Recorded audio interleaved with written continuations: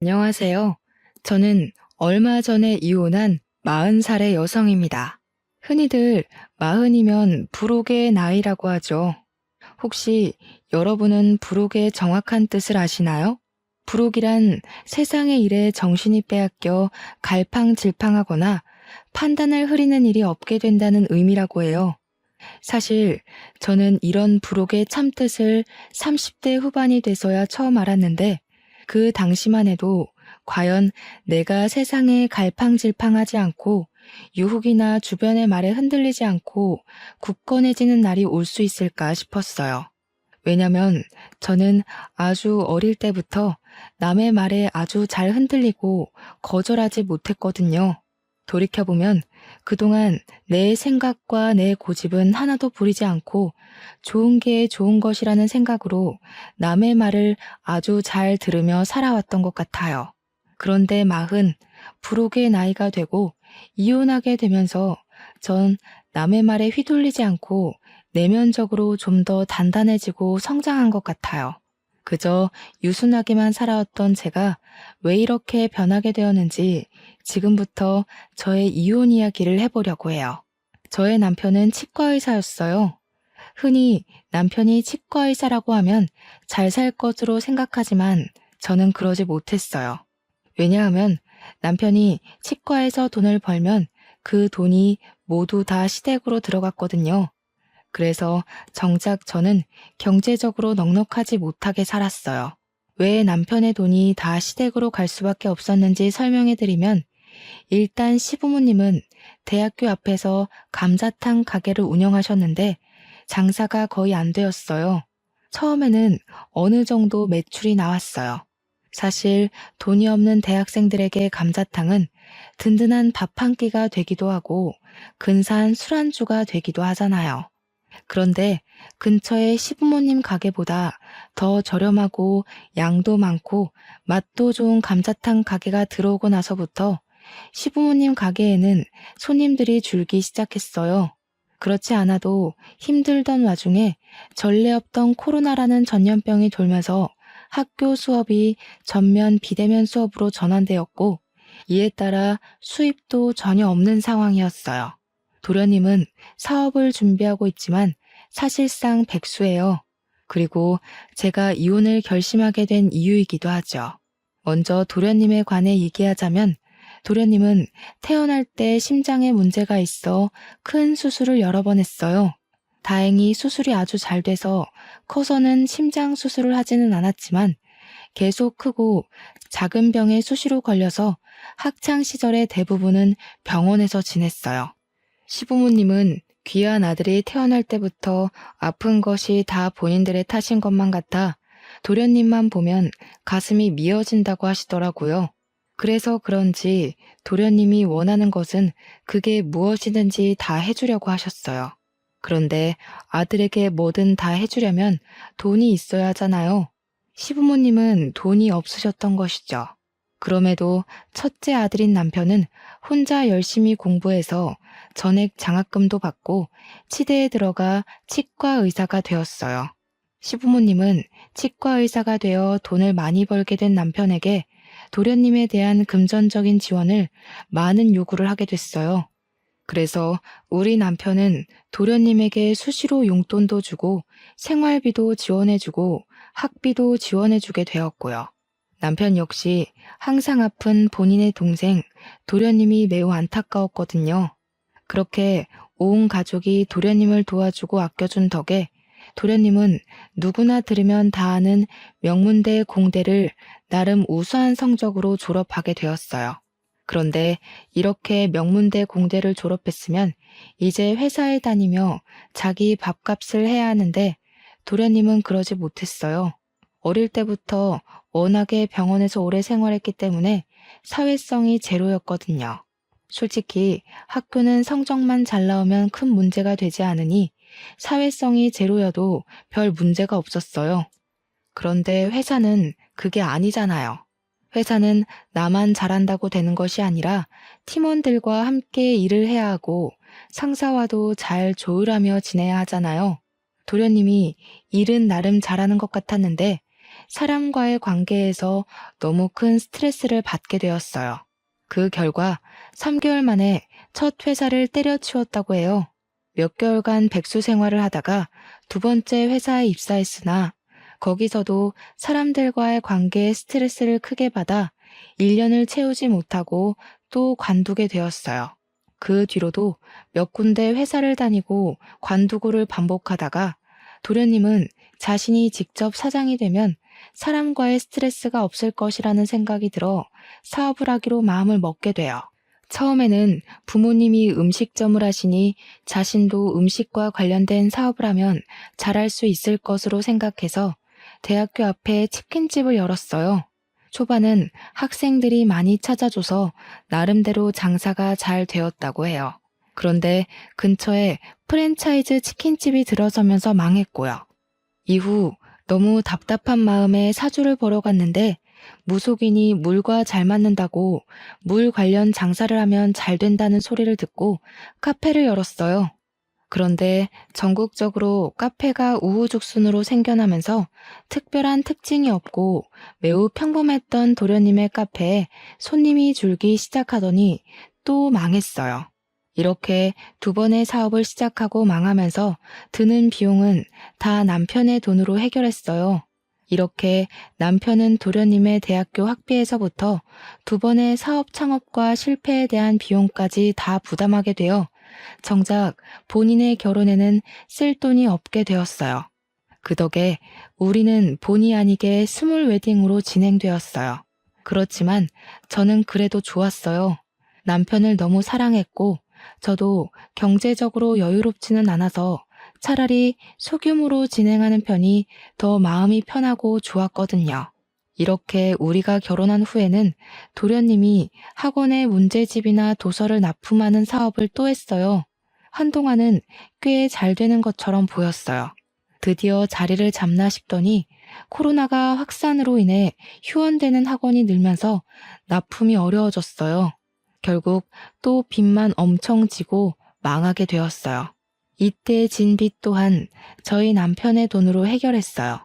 어찌되었든 남편 본인이 열심히 일해서 번 돈으로 도련님한테 주겠다는데 저는 할 말이 없었어요. 그동안은 남편 치과가 잘 돼서 도련님한테 지원해 주어도 아이가 없는 우리 둘이 사는데 큰 문제가 되지는 않았거든요. 그런데 코로나가 확산하며 사람들이 치과에 오지 않게 되자 자연스레 치과의 매출이 줄기 시작했어요. 이제 우리도 경제적으로 어려운데 이 와중에 도련님은 마스크 사업을 하겠다고 아주 당연하게 남편에게 돈을 요구하는 것이 아니겠어요. 이 소리를 듣고 저는 속으로 도련님이 무슨 사업을 해도 쫄딱 망하는데 이제 사업 그만하고 나이도 있으니 일단 공장 같은 데라도 가서 스스로 돈을 벌어야 한다고 생각했어요. 그런데 이 말을 차마 할 수가 없었어요. 왜냐하면 남편은 정말 똑똑했고 계산이 빠른 사람이었거든요. 이런 사람의 남편의 친구가 마스크 사업으로 이번에 대박이 났다며 이번에는 절대 망하지 않을 것이라며 마지막으로 도련님을 도와주자고 저를 설득하더라고요. 게다가 시댁 식구들도 도련님이 이번에 대박이 나서 돈을 많이 벌게 되면 우리에게 좋은 집과 차를 선물하겠다고 하더라고요. 원래 우유부단하고 남의 말에 잘 흔들리던 저는 시댁 식구들과 남편의 말에 설득당해서 도련님을 도와주기로 마음먹었어요. 그리고 도련님의 사업이 남편 친구처럼 대박나기를 기대했지만 결국에는 또 망하게 되었죠. 이러던 와중에 시어머니는 당뇨병이 오셨어요. 당뇨라는 것이 합병증이 무서워서 주기적으로 약도 먹고 시간마다 혈당을 체크해야 하잖아요. 그런데 병원에 가실 때마다 시어머니가 저를 부르시더라고요. 그리고선 꼭 지갑을 두고 왔다. 갑자기 화장실이 너무 급하다. 친구에게서 급한 전화가 왔다는 빤히 보이는 핑계를 대시며 제가 병원비를 내도록 하셨어요. 저는 이렇게 매번 우리 집이 시어머니의 병원비를 부담하는 것이 너무 싫었어요. 솔직히 남편 치과도 매우 힘들었거든요. 그래서 저도 아르바이트를 구하려 했으나 코로나로 인해 워낙 불경기라 있던 사람들도 다 잘리는 마당에 저같이 경력이 오래 단절된 아줌마를 채용해준다는 곳이 아무 데도 없었어요. 그래도 10년 가까이 살면서 시어머니가 저한테 싫은 소리 한 번 하시지 않았고, 사랑하는 남편의 어머니고 가족이라는 생각에 싫은 내색 한 번 하지 않고 살았어요. 한 번은 남편이 회식을 가서 늦게 온다고 해서 집에서 혼자 밥을 먹고 치우고 있는데 시어머니한테 전화가 왔어요. 지금 도련님이 너무 불안해하고 식은땀이 나고 심장이 빨리 뛰어서 죽을 것 같다는데, 시아버지는 잠깐 일이 있어서 밖에 계셔서 시어머니 혼자 도련님 데리고 병원에 못 가겠으니 같이 가자고 하시더라고요. 저는 깜짝 놀라 바로 시댁으로 가 도련님과 시어머니를 모시고 응급실로 갔어요. 응급실에서는 검사하더니 공황장애라고 진단을 내렸어요. 그리고 꾸준히 약을 먹고 치료를 해야 한다며 다음날 오후로 외래 진료를 잡아주었어요. 그런데 병원비를 계산하려는데 시어머니도 도련님도 지갑을 가져오지 않은 것이에요. 둘 다 워낙 정신이 없던 상황이라 그런가 보다 싶어 일단 남편 카드로 60만 원의 병원비를 냈어요. 다음날 저는 도련님이 당연히 혼자 병원에 갈 수 있을 것으로 생각했는데 오전에 시어머니한테 전화가 오더라고요. 도련님이 병원에 가야 하니 같이 좀 가달라고요. 저는 조금 이해가 되지 않았지만 어제 공황 발작으로 인해 너무 놀라서 그런가 싶어서 같이 갔어요. 병원에서 진료를 다 받고 병원비를 계산해야 하는데 화장실에 가고 없더라고요. 그 앞에 그냥 있기도 좀 그래서 병원비와 약값을 모두 남편 카드로 계산했어요.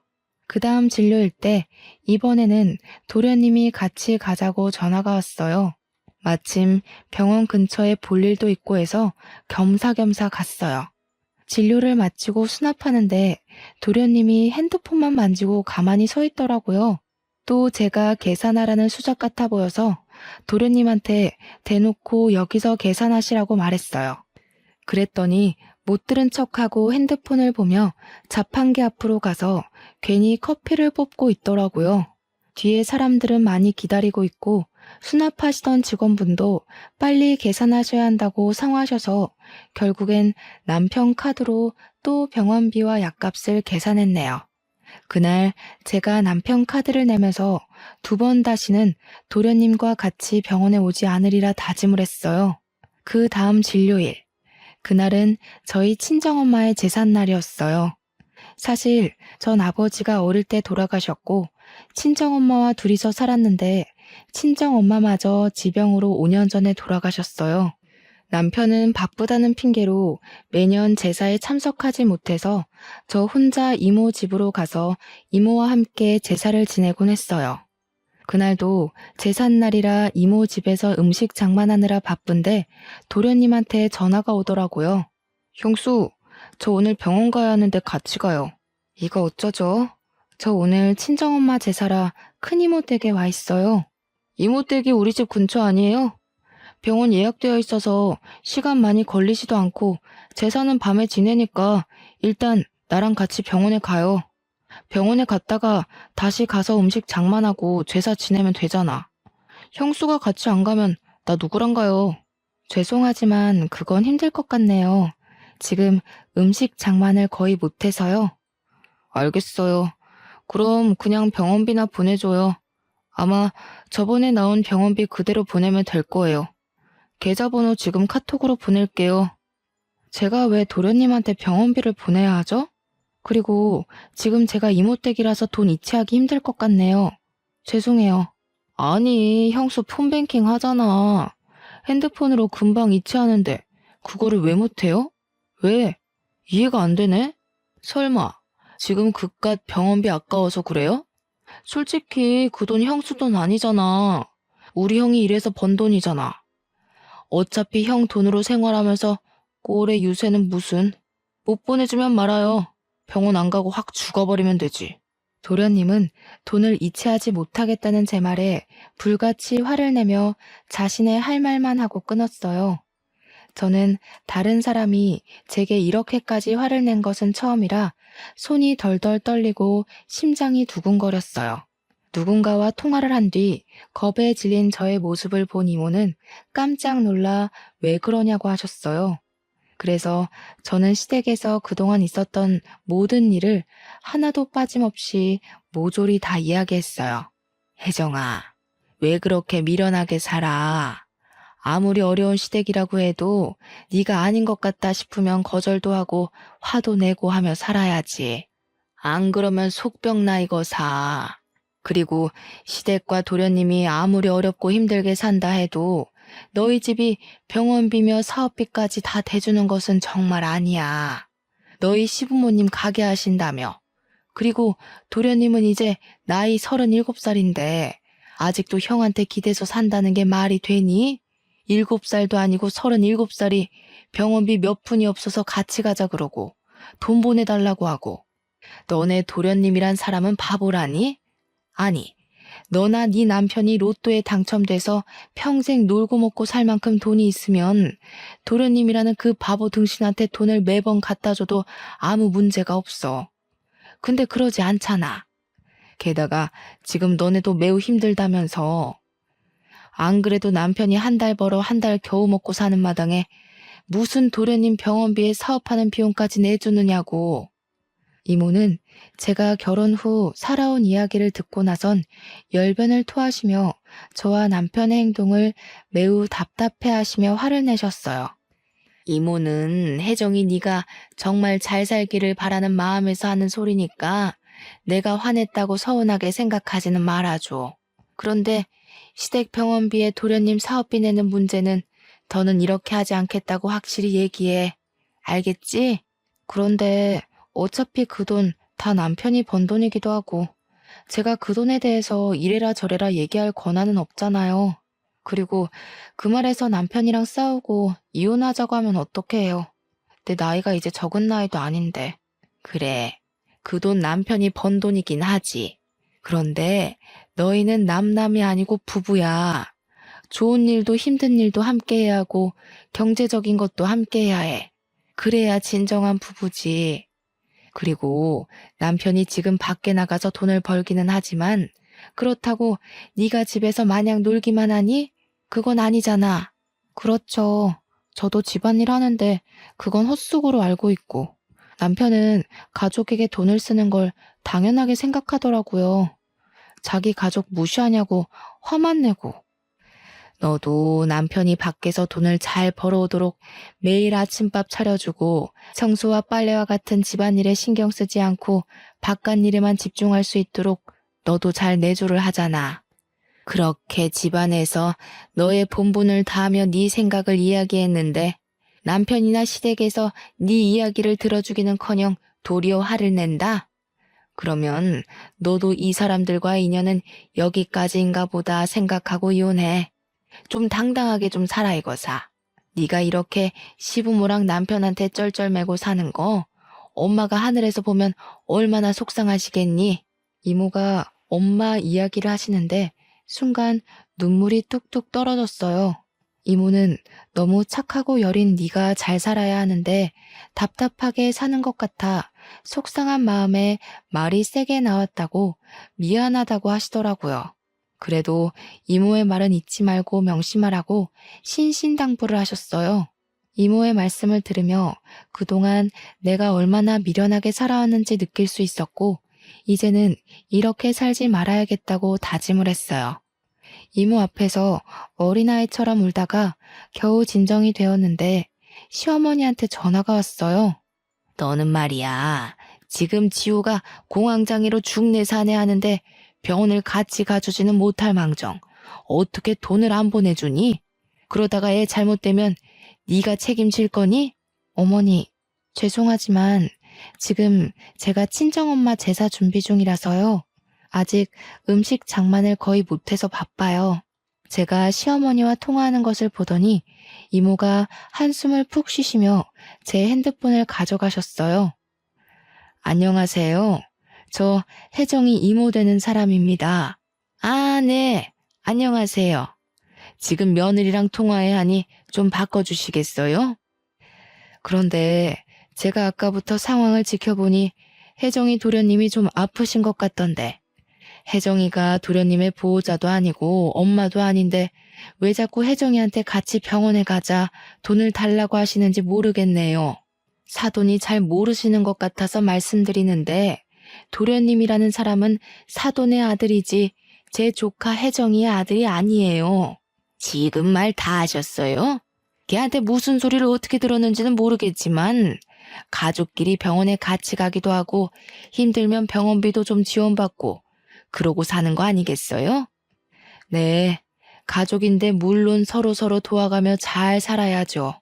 그런데 문제는 지금 도련님이라는 분은 한 번도 혜정이나 혜정이 남편에게 도움이 된 적 없었잖아요. 대학 학비에서부터 사업으로 생긴 빚, 병원비까지 다 지원을 받으면서 남편에게 고마워한 적 한 번이라도 있으세요? 있으시냐고요? 아니, 이 여자가 왜 남의 가정에 이래라 저래라 훈수질이야? 남의 가정이라뇨? 저의 조카 가정입니다. 저도 훈수 둘 자격 충분히 있어요. 그리고 사돈, 제가 한마디만 더 하겠는데 도련님의 병원비는 본인이 직접 해결하던가 아니면 사돈이 해결하세요. 안 그래도 힘든 조카 집에 더는 손 벌리지 마시고요. 아시겠어요? 이모는 제가 그동안 하고 싶었던 모든 말을 저 대신 시원하게 해주시고 전화를 끊으셨어요.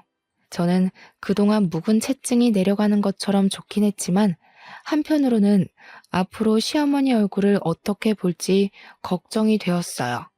그런데 이모는 시어머니와 통화 후 고개를 갸우뚱거리시더라고요. 그런데 내가 왜 너희 시어머니 목소리를 어디서 들어본 것 같지? 내 결혼식 때 보고 대화를 나눠서 알지 않을까요? 아니야. 나 너 결혼식 때 못 갔잖아. 그때 너희 이모부 해외 출장 중이라서 나 해외에 있어서 못 갔어. 그래서 축의금만 두둑이 보냈잖아. 그러네요. 그럼 이모와 저희 시어머니는 한 번도 뵌 적도 말한 적도 없었네요. 그럼 다른 누군가와 헷갈린 게 아니에요? 아니야. 분명히 어디선가 이 말투, 이 목소리 들었어. 아, 너 시어머니 이름이 혹시 이금자 맞니? 이모가 시어머니 이름을 어떻게 아세요? 나 원참 어이가 없어서 이렇게들 운명이었나 보다. 충격 먹지 말고 잘 들으렴. 사실 신혼 시절 때 네 이모부가 한번 바람을 피웠어. 그때 이모부가 바람핀 것을 알고 이모부 상간녀랑 정말 징글맞도록 싸웠어. 당연히 그랬지. 나는 네 이모부를 정말 사랑해서 결혼까지 했는데 그런 이모부가 다른 년이랑 바람이 났다고 하니 내 눈이 안 뒤집히겠니? 네? 이모부가 바람을 폈었다고요? 그래. 그래서 내가 아주 그 상간녀랑 머리털 붙잡고 대판 싸웠단다. 그때 확 이혼해버릴까도 했는데 그 당시 이혼녀라는 딱지가 큰 흠이 되던 시절이기도 했고 내가 이모부를 더 좋아해서 다시는 상간녀를 만나지 않겠다는 각서를 쓰고 계속 살게 됐지. 나중에 알고 보니까 그 상간녀는 찢어지게 가난한 집안 딸이었고 음식점을 하는 남편도 있었다더라. 그런데 음식점도 잘 안 되고 남편과도 사이가 그다지 좋지 않았었나 봐. 그래서 대기업에 다니는 네 이모부 꿰어서 팔자 좀 펴보려고 일부러 접근한 요새 말로 말하면 꽃뱀이었더라고. 근데 그때 그 상간녀가 바로 이 금자, 너희 시어머니야. 네? 그럼 이모부의 상간녀가 바로 저희 시어머니셨다고요? 그런데 그 상간녀의 남편이 있었다면서요. 그럼 시어머니가 시아버지랑 결혼하고 나서 이모부랑 불륜을 저지른 거예요? 그럼 시아버지도 이 상황을 아세요? 그때 너희 시아버지는 망해가는 음식점 살리겠다고 고군분투하느라 아마 몰랐을 거야. 아니, 자기 남편은 먹고 살겠다고 그리 용을 쓰는데 마누라라는 사람은 도와주지는 못할 망정 돈 많은 남자 꿰어서 재혼할 생각을 했다는 게 말이 되니? 게다가 말하는 것이며 행동이 어찌나 무식하던지. 아무튼 그때 정말 이금자라는 여자한테 아주 학을 뗐다. 어떻게 세상에 이런 일이 있을 수가 있어요? 이래서 정말 사람 일은 한치 앞도 모른다고들 하나 봐요. 혜정아, 내가 방금 든 생각인데 이 일은 너만 알고 있어.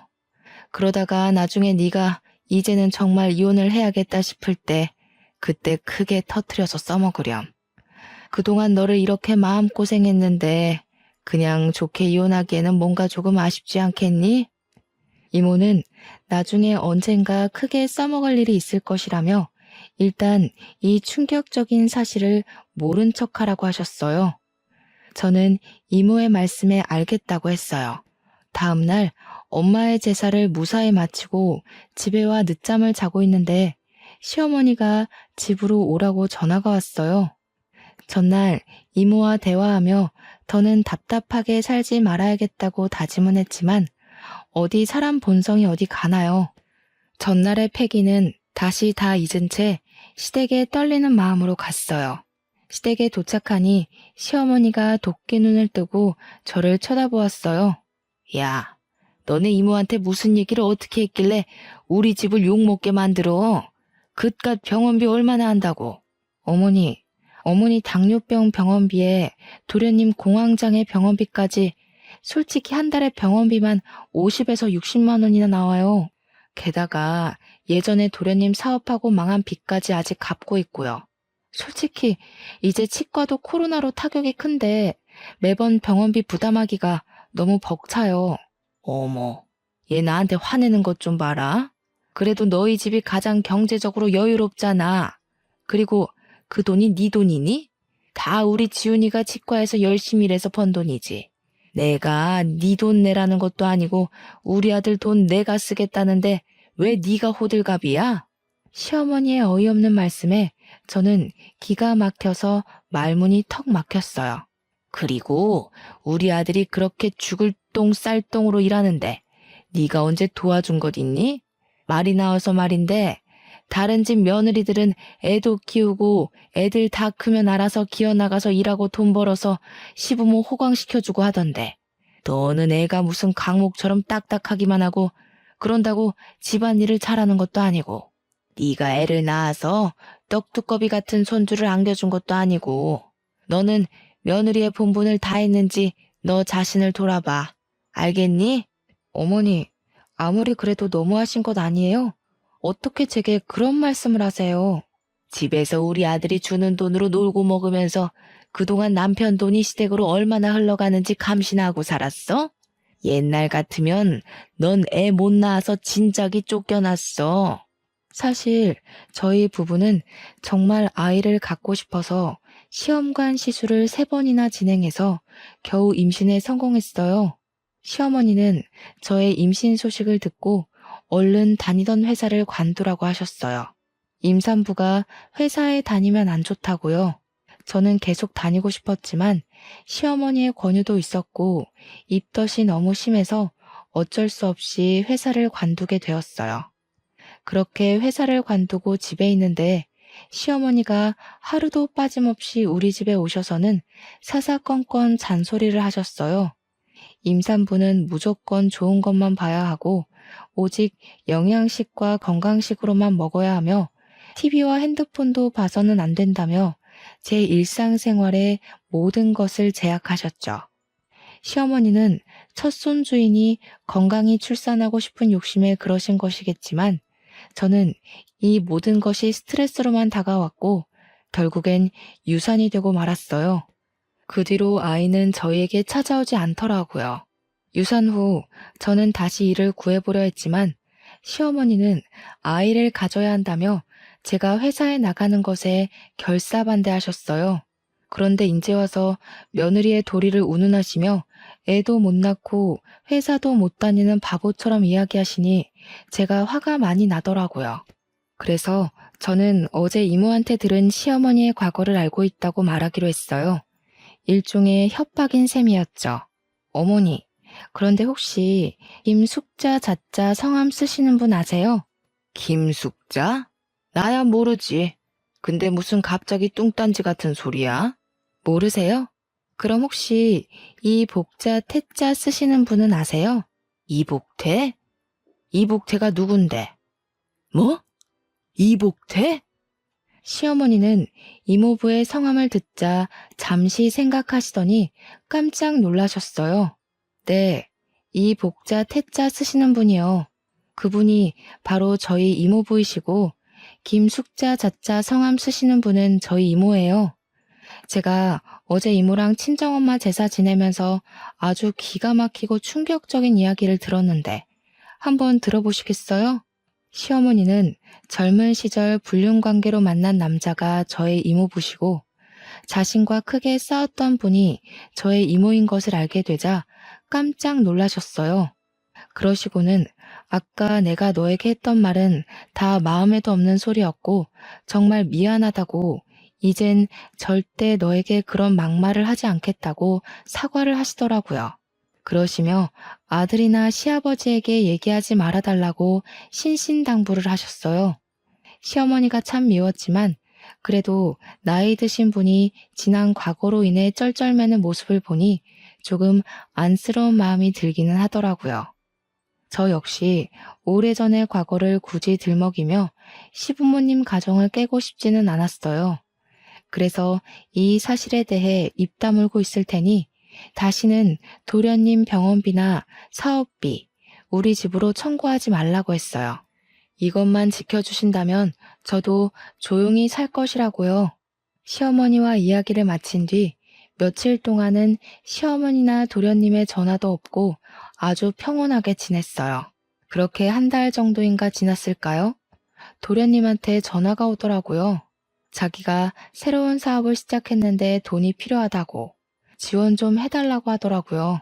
아주 당당하게 요구하길래 저는 시어머니께 듣지 못했냐고 이제는 도련님 사업비 우리한테 지원해달라는 소리 하지 말라고 이야기했어요.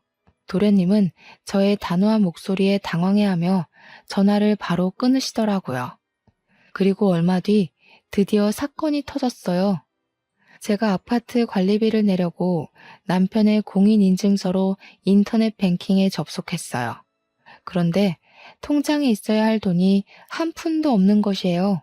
남편이 담배를 피우는 것도 아니고 술을 마시기는 하지만 직원들 회식 때나 마시지 많이 마시지는 않거든요.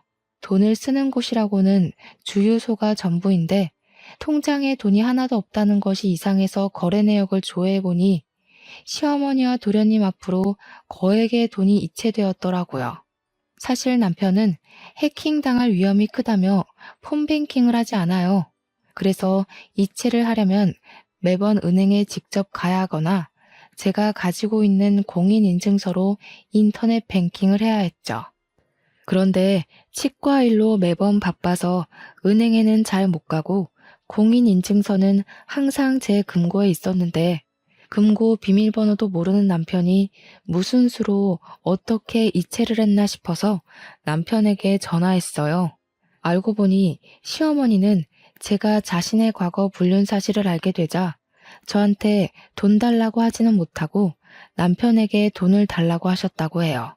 그래서 남편이 자신이 바쁘니 직접 못하고 집사람한테 공인인증서가 있으니 집사람한테 이야기하라고 했지만 시어머니는 며느리한테 이야기하기 좀 눈치 보인다며 직접 돈을 달라고 했대요. 그러면서 도련님과 시어머니가 치과에 찾아가 일하던 남편을 데리고 은행에 갔대요. 은행에서 남편이 본인의 핸드폰에 폰뱅킹을 설치하게 하여 본인들의 계좌에 쉽게 이체를 할 수 있게끔 했던 거였어요. 이런 사실을 알게 된 순간 이 집에 계속 있다가는 나는 영원히 호구의 마누라가 될 것 같다는 생각이 들었어요.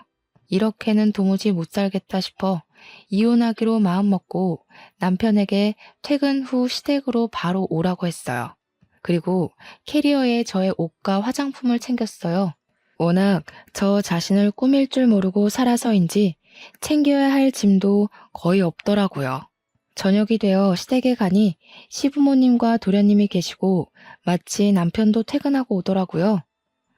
도련님, 사업하신다고 저희 남편한테 가져가신 돈 다시 다 주세요. 어떻게 매번 사업하실 때마다 저희 남편한테 손을 벌리세요?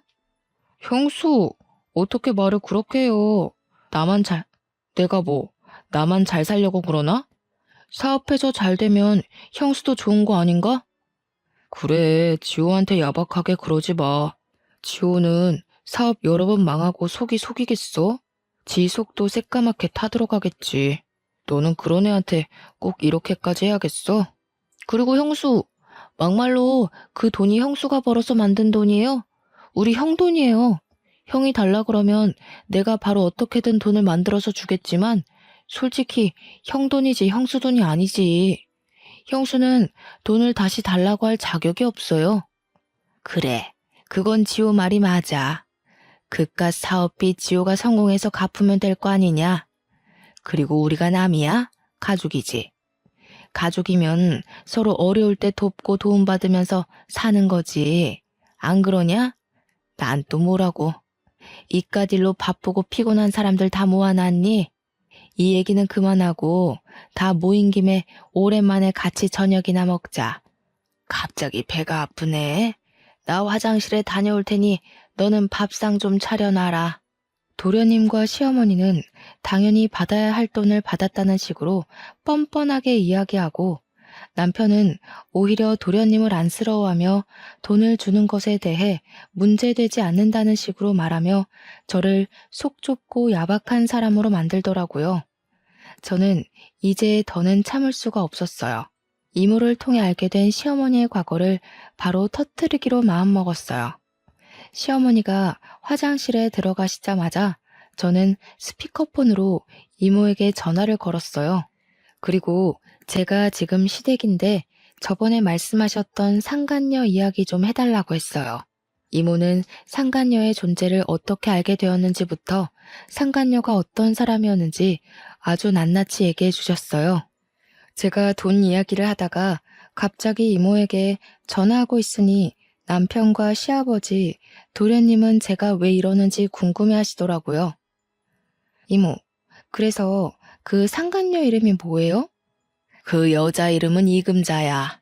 그 여자 남편은 그 당시에 해장국집 했었지. 아마 그 이름이 지훈이네 해장국이었을 거야. 그 집 아들 이름 따서 지었다고 하더라고. 잠깐, 지훈이네 해장국? 이금자? 그럼 우리 집사람이 그쪽 남편과 바람이 났다는 말이요?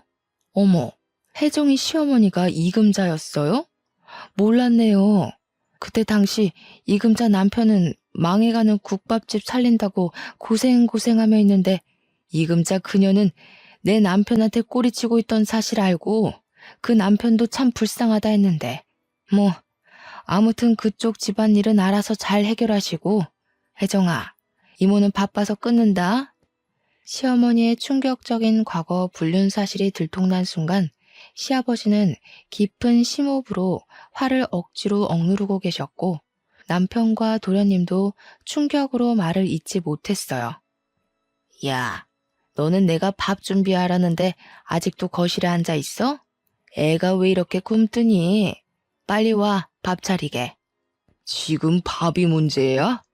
당신 도대체 행동 거지를 어떻게 하고 산 거야?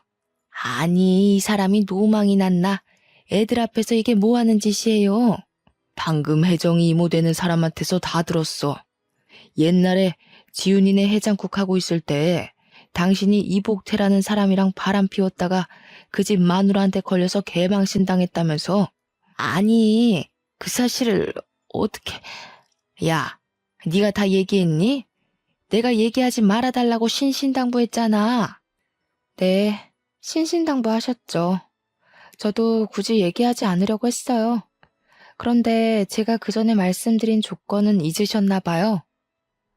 저희 남편에게 도련님 병원비나 사업비 청구하지 않는 조건으로 말하지 않는다고 했지 아예 말 안 하고 살 거라고는 하지 않았는데요. 당신이 잘못해놓고 왜 애를 잡아? 며느리 앞에서 내가 부끄러워서 살 수가 없다. 당신 내 집에서 나가. 당장 나가. 시아버지, 화가 많이 나시겠지만 잠시 진정하시고 제 얘기 들어주세요. 제가 오늘 이렇게 이 자리에 다 모이라고 한 이유를 아직 말씀 못 드렸거든요. 저는 이렇게 이모부와 불륜을 저지른 여자를 시어머니로 모실 수 있을 만큼 마음이 넓지 못해요. 그리고 도련님 사업비나 내주는 호구 남편의 마누라로 살 수 있을 만큼 경제적으로나 심적으로 여유롭지도 못하고요. 그래서 말인데, 더는 이 집안에서 가족으로 살지 못하겠습니다. 저 이혼하겠습니다. 뭐? 이혼? 그런 이야기는 나랑 먼저 해야지. 갑자기 이혼하겠다고 하면 어떡해? 당신은 그동안 내가 시댁에 돈 나가는 것으로 뭐라고 하면 야박하다고 속 좁다고 뭐라고 하면서 내 편은 한 번도 안 들더라? 이젠 이런 대우 받으면서 못 살겠어. 나 지금 집 나가서 이모 집에 갈 거야. 내 짐은 이미 다 챙겼고 이혼 서류 작성해서 보낼 테니 법원에서 보자.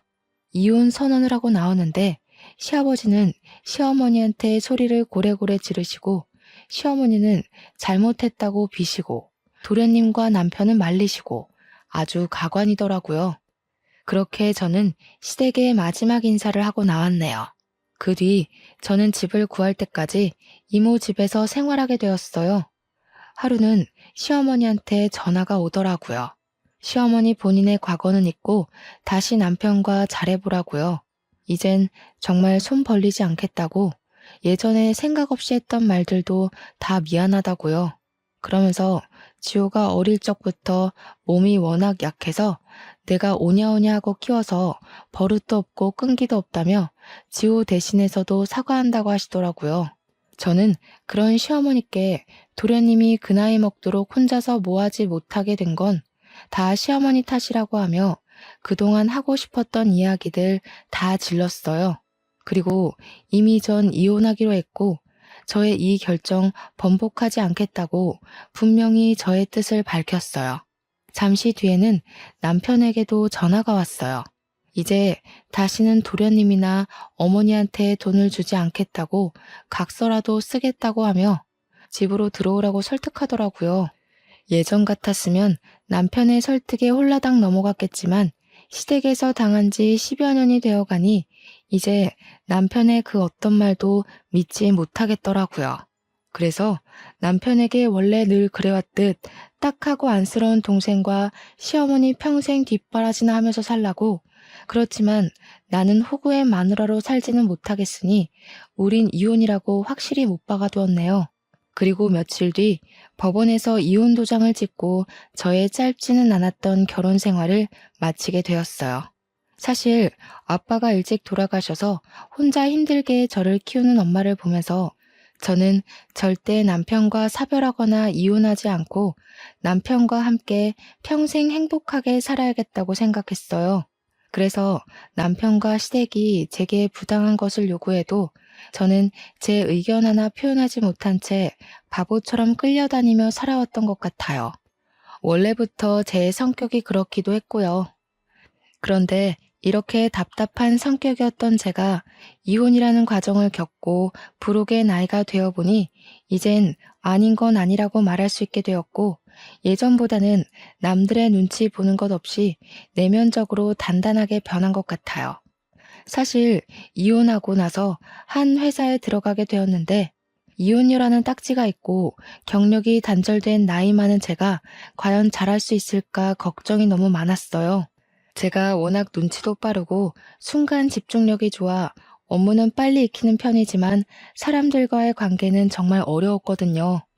결혼 전 회사 다닐 때는 사람들한테 이리 치이고 저리 치이며 스트레스를 정말 많이 받았던 것 같아요. 그런데 이제는 회사에서 사람들과 관계를 맺을 때 한결 마음에 여유가 있는 기분이에요. 때로는 제가 정말 남들의 말에 휘둘리지 않고 흔들리지 않는 진짜 부록이 된 것 같아 저 스스로가 기특하기까지 해요.